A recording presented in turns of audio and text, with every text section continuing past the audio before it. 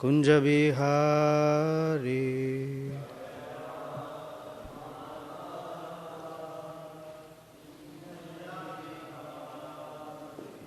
जय राधा माधव कुंज बिहारी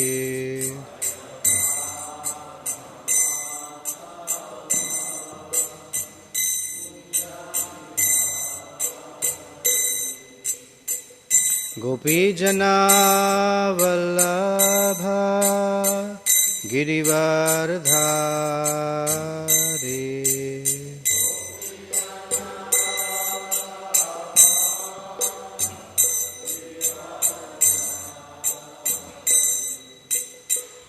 गोपी जना वल्लभा गिरिवरधारी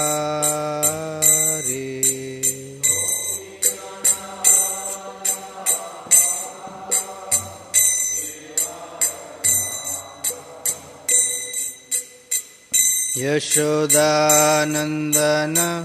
व्रज जनरंजन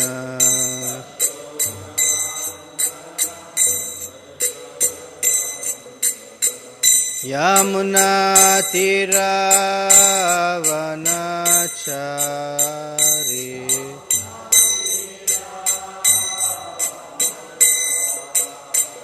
यमुना तीरावनचारी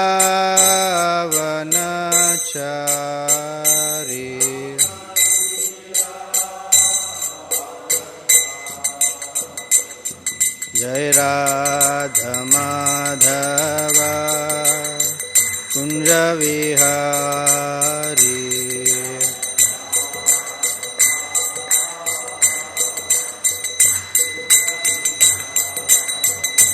जय राधा माधव कुंज बिहारी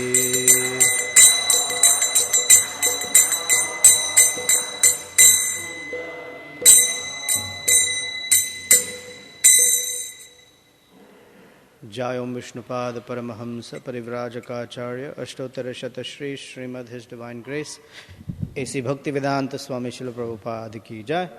अनंत कोटि वैष्णव वृंद की जय। ग्रंथराज श्रीमद् भागवतम की जय। All glories to the assembled devotees. All glories to Sri Sri Guru and Gauranga. Daita Prabhu, may I have a Bhagavad Gita, please? Om Namo Bhagavate Vasudevaya.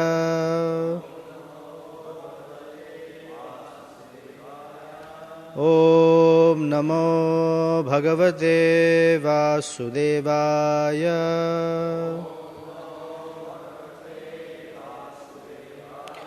Om Namo Bhagavate Vasudevaya.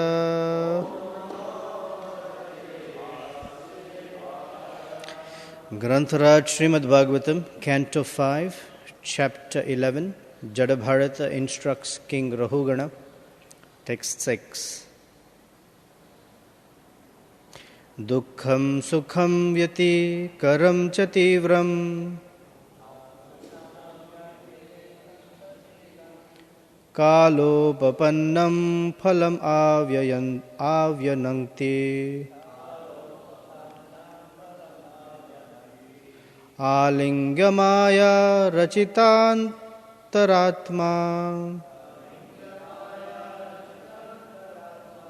स्वदेहिनं संसृतिचक्रकूटः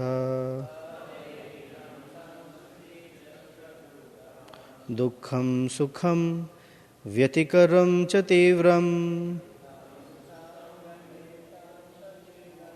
कालोपपन्नं फलम् आव्यनक्ति आलिंग्यमाया रचितांतरात्मा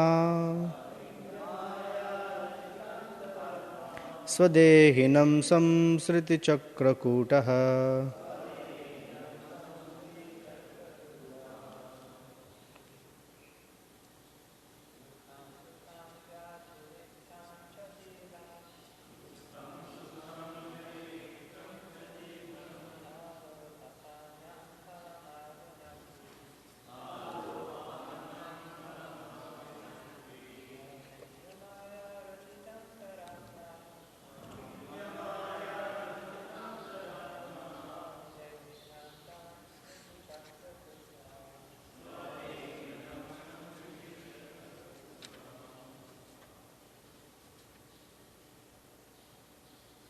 Come on, Prabhus.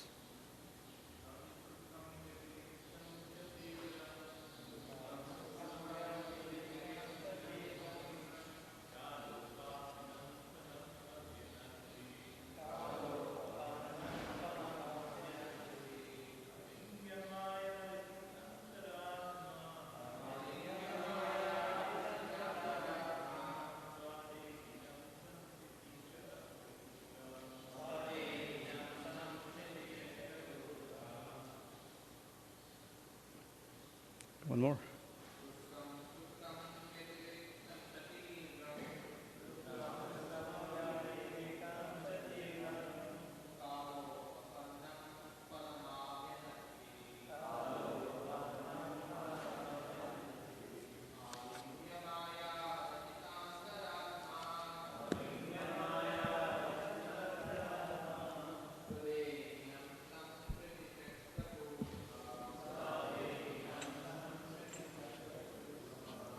Ladies, please.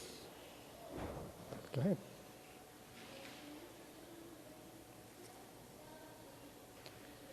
Dukkham sukham vyatiriktam cha tivram kalopapannam phalamavyanakti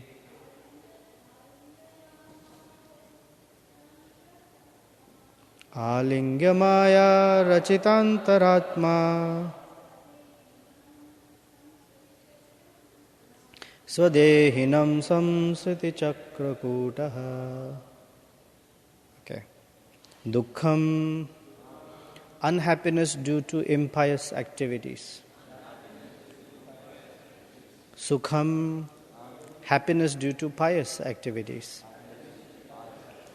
Vyatiriktam, illusion. Cha, also. Tivram, very severe. Kala upapannam, obtained in the course of time. Phalam, the resultant action. Avyanakti, creates.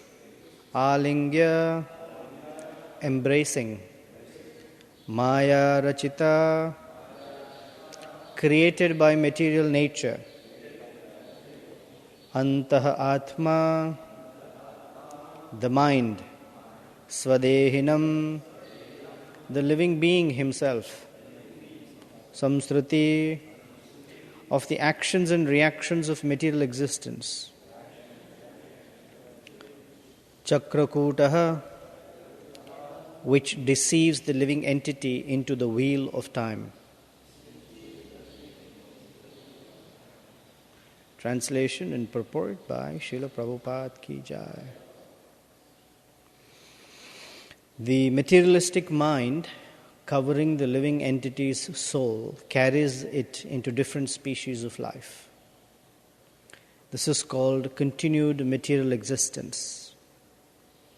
Due to the mind, the living entity suffers or enjoys material distress and happiness. Being thus illusioned, the mind further creates pious and impious activities and their karma, and thus the soul becomes conditioned. Purport. Mental activities under the influence of material nature cause happiness and distress within the material world. Being covered by illusion, the living entity eternally continues conditioned life under different designations. Such living entities are known as Nitya-baddha, eternally conditioned. On the whole, the mind is the cause of conditioned life.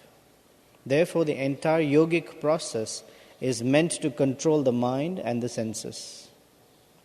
If the mind is controlled, the senses are automatically controlled, and therefore the soul is saved from the reactions of pious and impious activity. If the mind is engaged at the lotus feet of Lord Krishna, Savai Manah Krishna Padara Vindayoho, the senses are automatically engaged in the Lord's service. When the mind and senses are engaged in devotional service, the living entity naturally becomes Krishna conscious.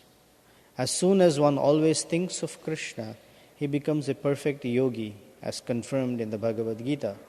Yoginam api sarvesham madgatena antaratmana. This antaratma, the mind, is conditioned by material nature. As stated here, Maya rachitantaratma swadehinam samsriti chakrakutaha. The mind, being most powerful, covers the living entity and puts him in the waves of material existence. Om ajnanatimirandhasya jnananjana chalakaya chaksurunmilitam yena tasmai shri gurave namaha Sri Chaitanya Manobhishtam Sthapitam Yena Bhutale Swayam Rupa Kada Mahyam Dadati Swapadantikam Vancha Kalpatarubhyascha Kripa Sindhubhya Evacha Patitanam Pavanebhyo Vaishnavebhyo Namo Namaha Jai Sri Krishna Chaitanya Prabhu Nityananda Shri Advaita Gadadhara Shivasadi Gaura Bhakta Vrinda Hare Krishna Krishna Krishna Hare Hare Hare Rama Rama Rama Hare Hare.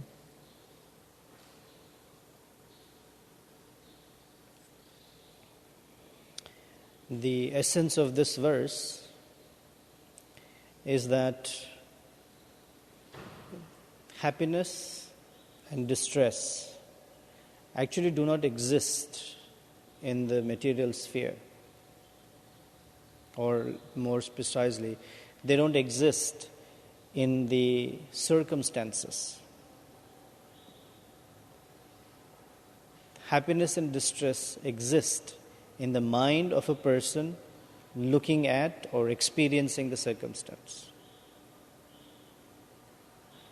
So many people try to look for happiness externally in trying to understand that or attempting at or making their life's mission to keep adjusting the circumstances such that they're waiting for that ideal circumstance or ideal circumstances to manifest for them to become happy, or waiting for those circumstances to be abated, to go away, so that the distress also goes away. But happiness and distress do not exist in circumstances. Happiness and distress exist in the mind, meaning in the perception of the mind, how the mind perceives any situation. One who understands this, he is on the path for becoming happy. One who doesn't understand this tries his entire life in adjusting circumstances. And by the way, we cannot adjust circumstances. We don't have the capacity as living entities to adjust circumstances. Why? Because the circumstances we face in our life are an outcome of our previous karmic choices and the choices we make in this life. Yet, each one of us has a certain amount of karma that is due, either good or bad, or a mixture of both. So there is no way, other than devotional service, there is no way to be rid of that karma. One way is to close our eyes and just assume or hope that nothing is going on. That's very easy. Just close our eyes. Like the cat drinking milk. Because when a cat drinks milk, apparently it closes its eyes. And the whole idea is, no one's looking at me. Or the ostrich. As soon as there's danger, the first thing the ostrich does is hide its head, dig its head into the sand. That way it doesn't see the danger. So we can also deny. It's called denial. We can just deny everything and live in denial that, oh no, nothing's wrong. Everything is good. People have this philosophy. In the end, everything is good. Everything is good. Even if they're being butchered, everything is good. It's all good. No, it's not all good. It's not all bad either. Our devotees, they did a drama once for a festival or a Sunday feast. It was called Circus for a Quarter. And there was a clown. Madhu Mangal Prabhu was the clown. And he would jump around, dance, and entice the audience to come experience the circus for just a quarter. So one of the, I guess, members of the cast, they're the audience, and so they would say, "Oh, really? Is the circus very nice?" "Oh, yeah. This is so wonderful. Please come." So he pays a quarter, and he's led into a tent. And inside the tent are two burly fellows, big, muscular. And as soon as this unwitting fellow enters the tent, they punch the daylights out of him, beat him up, and kick him out of the tent. Oh, I got cheated. So next person asks him, "Hey, this clown has been enticing me into this circus. How was it?" What does he say? "Oh, it was very nice. You should go. It's very, very nice." And so the next guy goes in, and he gets beat up like anything. He gets cheated too. A third person comes. "Oh, what about the circus?" "Oh, it's very nice. You should go.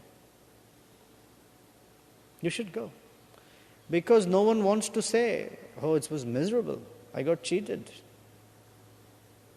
Another principle is, why should I only suffer? Let others also suffer. That way there is equanimity among all of us.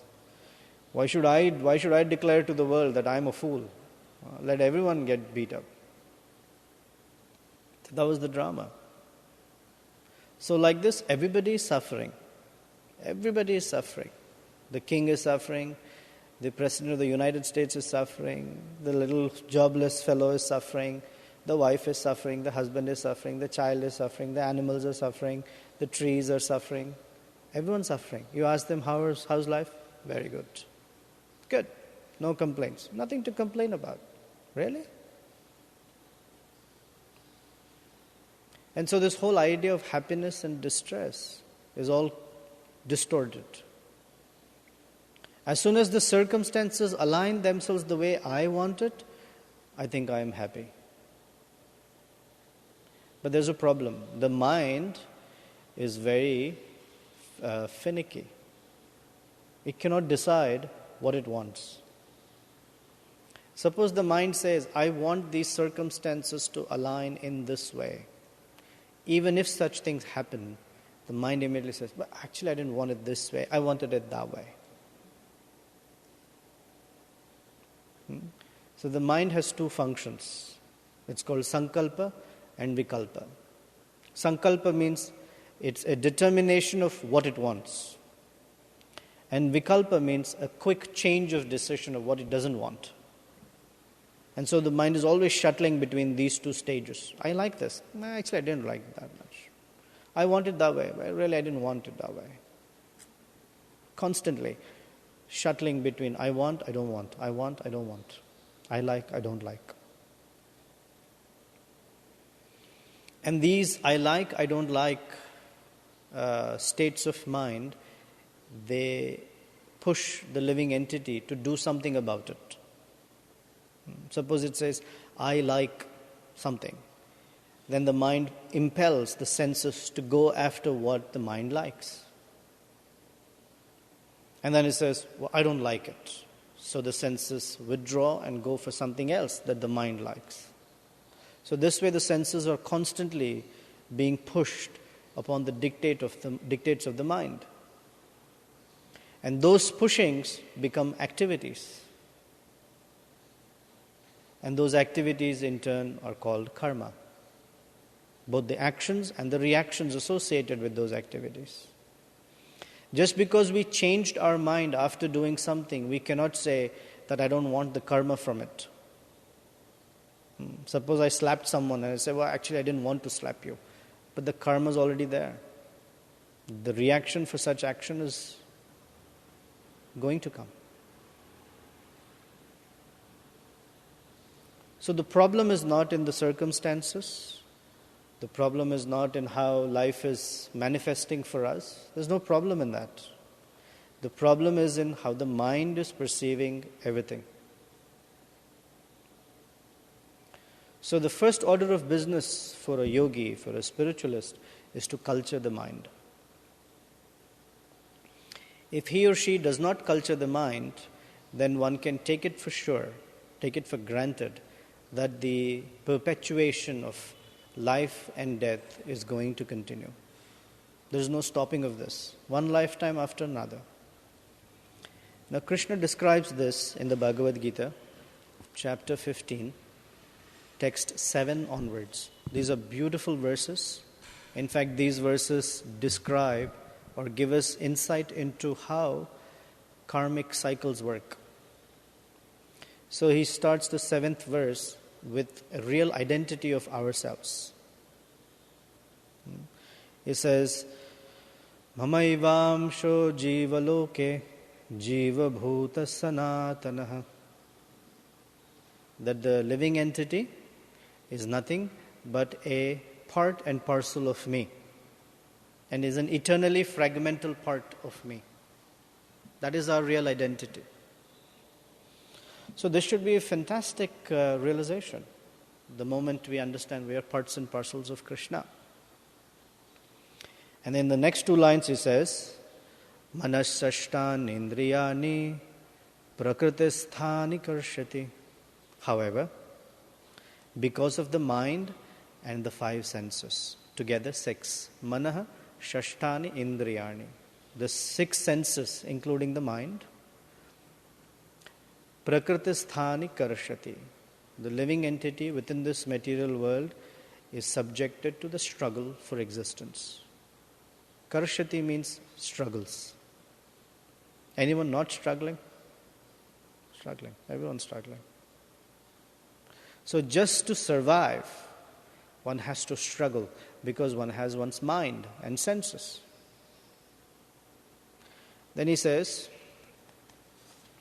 Shariram yadavapnoti yachapyutkramati shvaraha gruhitvaitani samyati vayurgandhani vasayan.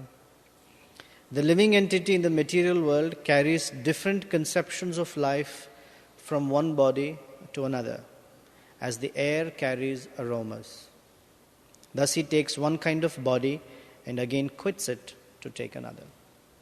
So the mind is like air, and it picks up different conceptions of life. The air by itself is not affected, or the air is just a carrier. When air passes over a filthy place, it picks up a filthy smell. And the same air, when it passes over a rose garden, picks up the fragrance of roses. So whatever environment the air comes into, that's what the air picks up. Similarly, whatever circumstances the mind comes into, it picks up certain conceptions. That's how it is. So when the mind comes into the environment of, let's say, materialists, and everyone's saying, the only way you can be happy in life is to have money, then the mind picks up that conception. Oh, economic security is very important for me. Or the mind comes up with, in an environment where, let's say, they're all feminists. Men are terrible. Then it picks up the idea, that's right, men are terrible. Or it comes to another environment where they say that, oh, there is so much injustice in the world, the activists. The mind picks up those conceptions. Oh, yeah, activism is very important. Whatever, different conceptions. And these conceptions are what are like the fuel for the senses to act on. Some people think that, oh, Krishna consciousness is, the spiritual life is not important. Go out, get a life. Oh, yeah. So then they will go out and try to get a life. When they try to get a life, they end up getting a wife first. Nothing else happens. So this mind is such a tricky thing because it is picking up all these conceptions. Then he says, Shrotram chakshus parshanam cha rasanam ghranam eva cha adhishtaya manaschayam vishayan upasevate. Upasevate means enjoying. He says the living entity, thus taking another gross body, obtains a certain type of ear, eye, tongue, nose and sense of touch, which are grouped about the mind. He thus enjoys a particular set of sense objects. All our senses, they are configured on our body according to the mind. And this configuration facilitates the mind to act out its desires. For example, a reptile is on its fours and crawls and has its tongue, eyes, nose, skin and all that configured in such a way that he can enjoy reptilian desires. A hog has all its senses organized in such a way that it can enjoy hoggish desires. The human being has all his senses organized in such a way that he can try to make his life successful.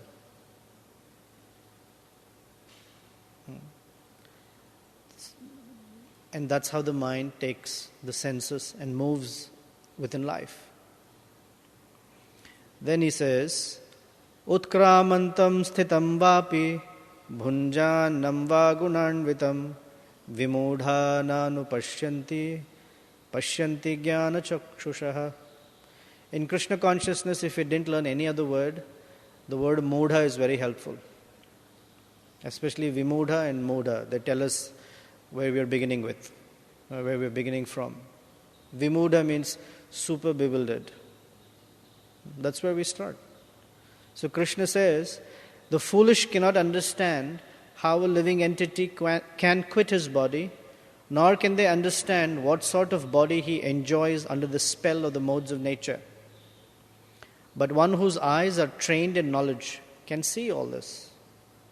Pashyanti jnana chakshushaha. So unless there is transcendental knowledge, one cannot see how this world is operating. Without knowledge, operating on ignorance, we get a completely distorted picture of what is reality around us. The first reality we get, understanding we get, is that the world is moving around me and my desires. And every person thinks the same way, that everything is moving around for me or by my desires. That's not true. So we need transcendental knowledge. The first part is we are in an artificial environment and it's the mind that is tricking us into thinking something as favorable or unfavorable. When two people look at something, for one it might be unfavorable, for another person it might be favorable. Recently I got my car fixed. I was very unhappy because I had to spend a lot of money. And I'm sure my mechanic was very happy because he made money. Same circumstance, two different people have different experiences. Like that. Then he says, Yatanto yoginaschainam nainam pashyanta chetasah yadadityagatam tejo yatantopyakritatmana nainam pashyanta chetasah. The endeavoring transcendentalists who are situated in self-realization can see all this. But those whose minds are not developed and who are not situated in self-realization cannot see what is taking place, although they may try to. So to understand what is going on, the first order of business is to take on the path of self-realization. And that is what is Jada Bharata's instruction, Dukkham Sukham Vyatiriktam cha Tivram. This intense changes and the sporadic happiness and distress is nothing but an illusion that the mind creates. When the skin touches something, the mind tells the experiencer, the soul, this is not a nice touch. You should touch something softer, more enjoyable. We'll take an example. As a human being, generally speaking, although some human beings don't fall in this category, when we touch, or by mistake, where we touch stool, immediately the experience is gross. Oh. Because the mind that is embodied within the human body dictates that the touch of stool is not a good experience.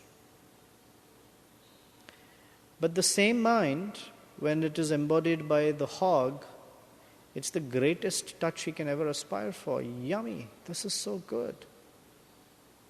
Like that. It's the mind that is dictating what is good or not good. Stool is stool. Or like Prabhupada narrates a story, Bhaktisiddhanta writes a story. He sent his disciples to Burma. Now it's called Myanmar. And these young Prabhus, they started a center. And every day they would cook halwa in ghee. Now ghee is supposed to have wonderful fragrance. But in Myanmar, those folks used to cook all sorts of unmentionable animals out on the streets, and that would reek really bad smell. So the persons right next door to the center, they would be cooking all their frogs and different animals, and they would be really smelly. And the Prabhus would be cooking in ghee, halwa, to counteract the smell, or at least they have to cook in ghee for the deities. And interestingly enough, both the parties were in distress. The Prabhus were in distress because the bad smell from the grilling and barbecue, I guess, from those animals was really bad. And the neighbors were complaining, "What are you cooking? Something in your cooking is so bad smelling." It was halwa in ghee. And they complained, "It is bad smell. Stop your cooking." They didn't mind the barbecue smell, but they objected to the ghee, smell of ghee. Because the mind, grouped about the senses, under the influence of the modes of nature, dictates what is good, what is not good, what is nice, what is not nice. Like that. So he says, due to the mind, the living entity suffers or enjoys the material world. So the sooner a human being cultures his or her mind, the faster or sooner they become happy, or let's say undisturbed. Because happiness is not something external, it's an internal state of consciousness.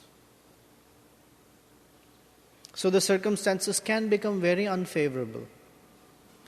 Or the circumstances could go the other end of the continuum, become so favorable materially, but the sage does not get disturbed either by this or that. This is called sthita prajna. His consciousness is fixed on the personality of Godhead. So external circumstances are irrelevant in one sense. The only reason or only way the external circumstances become relevant for a devotee is that they are all opportunities for serving Krishna. The culture of the mind should be, or it should be trained in such a way to become very opportunistic. Whatever is the circumstance, what's the service I can do for Krishna in this circumstance? The circumstances may align very, very materially favorably. Oh, perfect weather, great money, whatever, no health issues. So the first thing should be, how can I serve Krishna in this circumstance? The other end is terrible weather, the whole body is suffering with some disease, or there is absolutely, abject poverty-stricken situation. And the yogi's mind will ask, what's the best way we can serve Krishna in this situation? This is how the person, or a yogi or a devotee, is not disturbed. So that's the culturing. And how to culture the mind? He gives us, the mind should constantly think of Krishna. Savai mana Krishna padara vindayoho. So for the mind to constantly think of Krishna, it needs material. Material means it needs subject matter. I'm afraid to use the word material or matter, but you get the idea. It needs knowledge. And this knowledge comes from Shravanam and Kirtanam. The more Shravanam and Kirtanam a person engages in, hearing and chanting, the more there is stuff or knowledge for the mind to meditate on, to focus on. Because Shravanam and Kirtanam replace the existing garbage and purify the mind. The existing garbage is conceptions from our previous states or stages of life, previous lives, or in this life, whatever ideas we picked up from here and there. We were discussing, someone was sharing about, before coming to Krishna consciousness, I was subject to a lot of impersonalism, impersonalistic ideas. Oh, me too. And if the mind doesn't have sufficient hearing and chanting, then those conceptions stay. In fact, they might become deeper. Especially when we are chanting, if those conceptions are what we are cultivating in the mind, then those go deeper. We hear that by chanting Hare Krishna, the mind becomes clear, which is true. But also, if we chant with wrong conceptions, then those wrong conceptions also grow. It is described by Lord Chaitanya that when you are watering a garden, if you don't carefully weed out the unnecessary things or weeds, as you're watering the garden, the weeds also grow and they become strong. So you can keep weeding out and spending a lot of energy, or there's another way. You just put so much grass seeds on the weeds that the grass will choke the weeds and the weeds cannot grow. Similarly, there are a lot of weeds in the mind. Wrong conception. Fill it up. Let's fill it up with a lot of hearing and chanting so that the weeds they choke. They don't have place to grow. So Bhaktivinoda Thakur describes that there are 4 reasons why we don't have taste in chanting Hare Krishna. When there is taste, then the doorway for hearing and chanting also opens up. Naturally, if you have no taste, all the doors are closed. We don't want to hear and chant. Who wants to do all this? I somehow do my 16. Prabhupada once was sitting with Shrutakirti Prabhu, and he was imitating the devotees. After 16 rounds, he pulled his last beat down and said, "There, 16 rounds done. Now I can do any nonsense I want." That the 16 rounds is just a ritual to somehow get things done and then go on with life. Now the real things that I wanted to do, sense gratification. So Bhaktivinoda Thakur describes that there are 4 reasons why there is no taste in chanting. The first is called Tattva Vibhrama. Improper knowledge about Krishna, about ourselves, about the material energy, about spiritual life, about how Krishna and his name are non-different, which we usually call Sambandha Gyan. Not sufficient or improper Sambandha Gyan. It's called Tattva Vibhrama. Vibhrama means to become bewildered. Insufficient knowledge or improper knowledge. Tattva Vibhrama. The second reason we don't have taste in chanting Hare Krishna is called Asat Trishna. This was the focus of the Festival of Holy Name quite a bit. Asat Trishna. Trishna means thirst. Asat Trishna means intense thirst for that which is non-permanent, or the material things. We have great thirst and attraction for material things and hardly any for spiritual life. The term that was used during Festival of Holy Name was affinity for matter. Extreme affinity for matter. Third reason, he says, Hridaya Daurbalyam, weakness of heart. Weakness of heart, very simply put, is we know what we should do, but we don't do. And we know what we should not do, but we continue doing. And we ask ourselves, do I really want to do or not do these things? The answer will be yes or no accordingly. We give the right answers.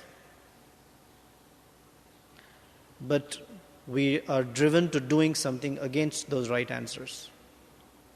Because there isn't sufficient strength that will impel us to go in the right direction. That's called Hridaya Daurbalyam. Arjuna was suffering from that. Krishna chastised him for it. And the fourth, he says, is aparadha, offenses. Offensive mentality, offensive activities, or the 10 offenses against the holy name. 10 offenses of the holy name primarily are materialistic conceptions about the holy name. Material conceptions about the devotees. Material conceptions about Guru, material conception about the Vedas, material conception about the demigods, material conception about the process of devotional service, material conception about the efficacy of the holy name, material conception about the path of bhakti and the activities of sadhana bhakti. That's about 8 offenses already that we speak about every day, or we promise to not commit. There's all material conceptions about these things. The first one is about devotees. The second is about demigods. The third one is about Guru's instructions. The fourth one is about the Vedas. The fifth one is about the efficacy of the holy name. The sixth one is about mundane interpretations, which is again a material view of what the holy name can do for me.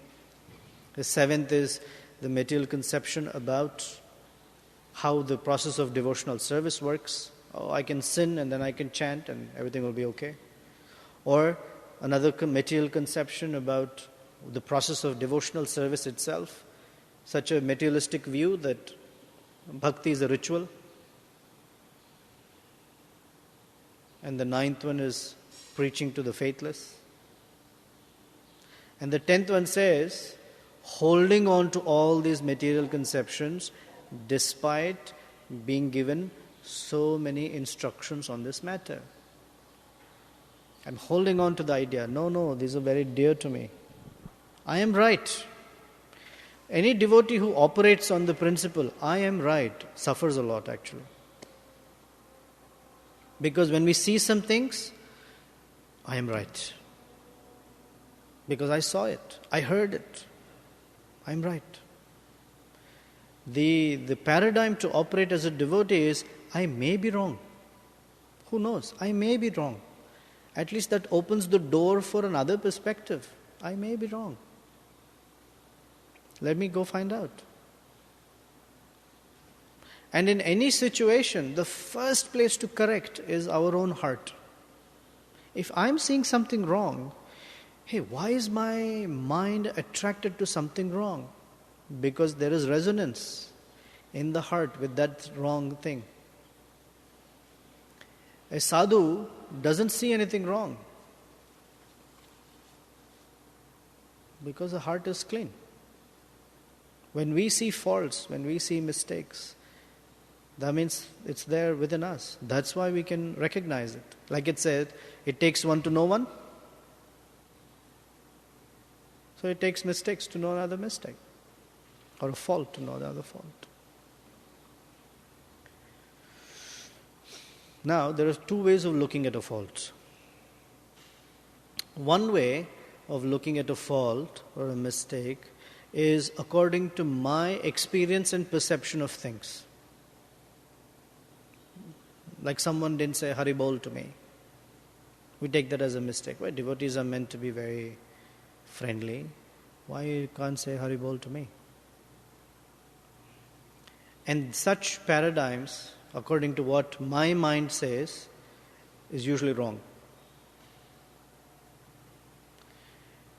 And it allows us to make judgments immediately. Another way of seeing a fault is from the platform of, or from the perspective of Scripture.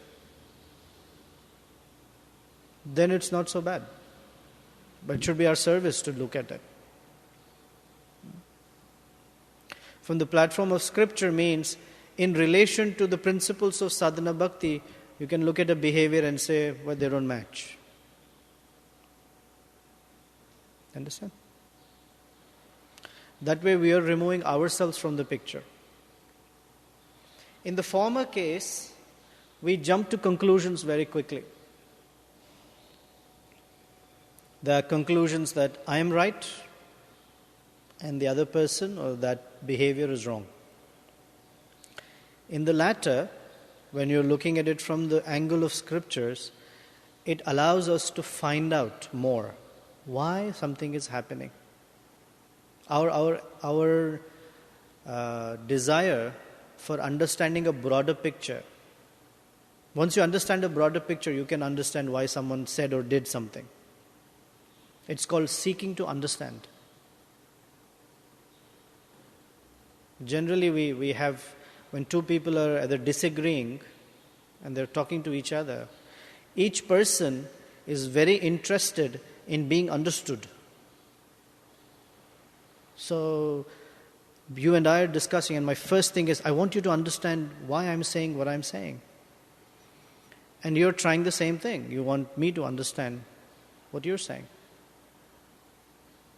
But the proper operating principle is, first seek to understand before you are seeking to be understood.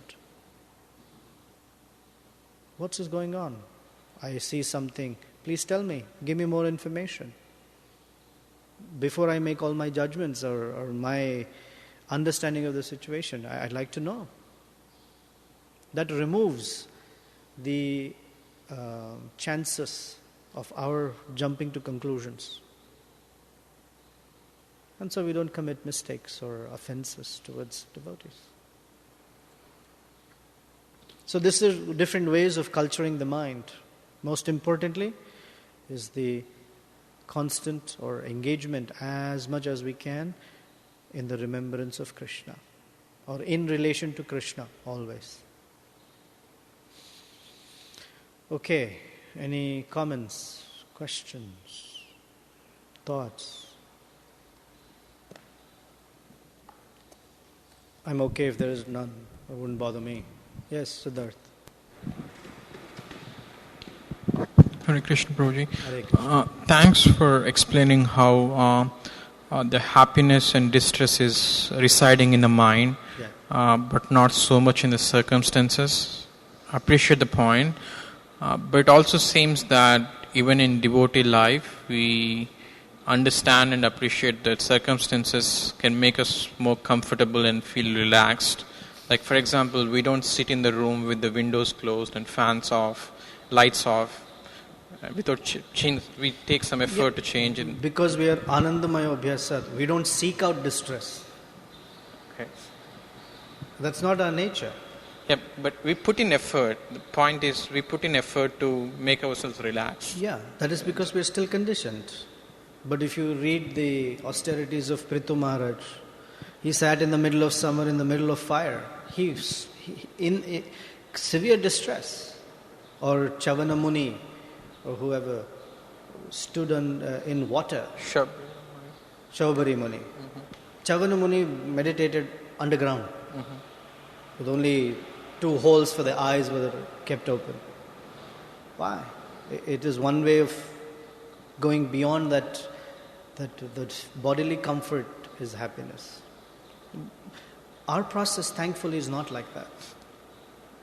We're not meant to punish the body to come to that realization. Our process is to use everything in Krishna's service. So if there's a favorable circumstance, great. We don't seek out distress. Okay. So yes, we turn the fans on, we open the windows, because if we don't, then our mind will disturb us. I can't chant because it's too warm. Our principle is to chant. And if that means things need to be more comfortable, like the room needs to have a fan, or windows to be open, so be it. But we don't get into excessiveness. Mm-hmm. Oh, I need such luxury, only then I can chant. Okay. So how much do we need and how much don't we need? We go according to Rupa Goswami's principles and guidance of Guru. Yep. To know the boundaries of where we'll enter sense gratification. Okay, sounds good.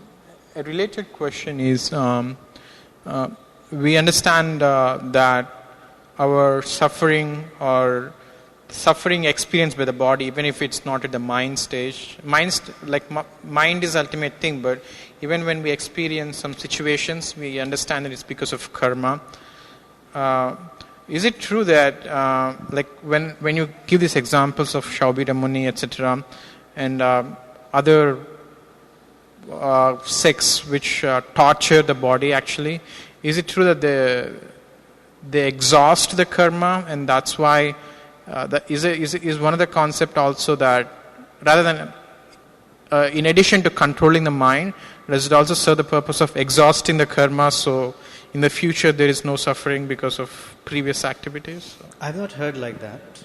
The only way to exhaust karma is like it said in the 4th chapter of Bhagavad Gita or in the Brahma Samhita, karmani nirdahati cha kintu bhakti bhajam. That's the only way to exhaust karma.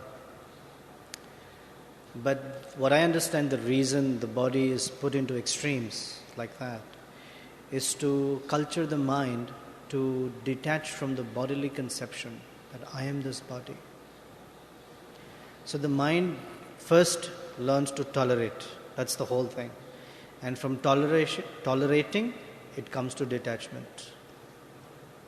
When it's detached, the body can go through anything and doesn't affect the mind. So that's their process. It's mechanical. It's not our process. It's to torture the body to such a degree to culture the mind that you're not this body. And so it's supposed to bring about that detachment. Now Rupa Goswami teaches us that such pursuit of vairagya has a danger. In Nectar of Devotion he gives it. The danger is a person can become very hard-hearted. And the process of bhakti is to make our heart soft, not hard. So for us, the method of detachment is to become progressively attached to Krishna in a loving service, in a loving attitude. That brings about detachment from the bodily conception of life. That way it keeps the heart soft and intact. Hard-hearted is tough. Cold, neutral, completely detached. No emotions, nothing. Solid stone. That's not our process. Because Prabhupada would say that way a stone is a better yogi than us. Than such a person. A stone has no emotions. It stands in the cold, stands in the heat, doesn't get affected by anyone, in any way. So stone is a better yogi. Okay, Jitendra Prabhu? In the material world, we're in a precarious situation. For the materialist, mitigation of distress is considered happiness. If they're out in the cold, they come into a warm house, they're happy, and it's they're hungry, they get food. But like you say, we have to deal with things, just to maintain our Krishna consciousness in our lower stages. So that's what you're saying. Yeah, and in the beginning stage, we may also mitigate distress, etc. But our understanding progressively should be that these are not what cause happiness or distress. Right. It's the identification with the body. So in the Bhagavatam, at the 11th canto, there's a Brahmana who says that I've learnt many lessons from different teachers. One of the teachers is a python. And he says the lesson I've learnt is that I shouldn't work very hard for maintaining the body. Whatever comes on its own accord, that's what I eat. And if someone doesn't give me food, then I just accept it that day Krishna didn't want me to eat. I mean, I don't know whether Krishna would not want you to eat, but the idea is that my happiness or distress is not dependent on my senses being satisfied. It has to come on its own accord, like that. Thank you. It's the higher state of consciousness. Okay, Dr. John?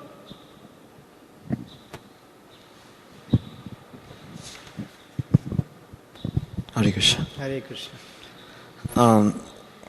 Thank you for your class. It was very helpful. On a practical sense, I can see how I can apply these knowledge that you were speaking of. Right. And there's one thing I wanted to share that Bhakti Teacher Swami said about offenses. Basically, he gave an example as someone's running a track, trying to run to the finish line, which is reaching Godhead. And as he's running, he's making offenses, so every time he makes an offense, he keeps hitting a wall that just appears out of nowhere, manifests on the track. Eventually, you keep making offenses, you keep hitting the wall, eventually you're going to stop running, and you're going to get off the track. So he was explaining similarly as devotees find offenses, it's extremely painful to the heart, and it makes the heart really, really hard, to the point that it's not even interested in reaching Godhead or anything. So that's something I was reading, trying to meditate on, and basically his whole teachings is just how to become humble and humility and cornerstone of our bhakti. Yes. Thank you for sharing. Okay, thank you very much. Srila Prabhupada ki jai, Srimad Bhagavatam ki jai.